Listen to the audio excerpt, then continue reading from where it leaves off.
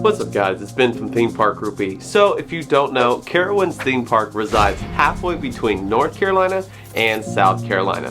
While you walk through the entrance, you see the line that divides the two states, and it's pretty cool. Carowinds celebrates its 50th year anniversary by bringing in a homage to being the first in flight with its new addition to the park, Aeronautica Landing. We'll be able to see some of the ride POVs in just a minute.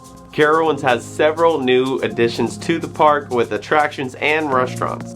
One of the new restaurants in the area is a quick service style spot that has the name Frequent Fryer, which is pretty funny and super clever. The other is a little bit more adult with some serious food options at the Terminal A Elevated Brews and Bites.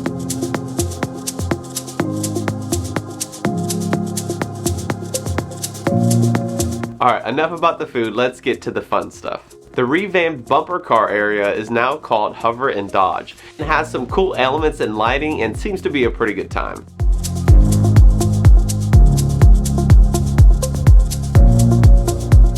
Up next is some of the ride POVs from the new attractions to this area.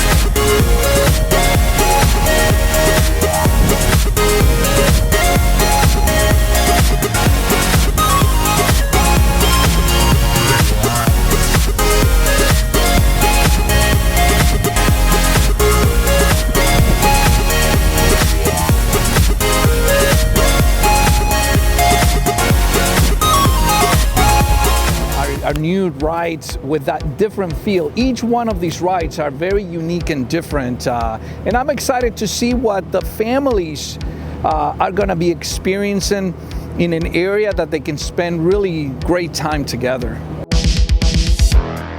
As E stated, each ride has its own feel and its own thrill.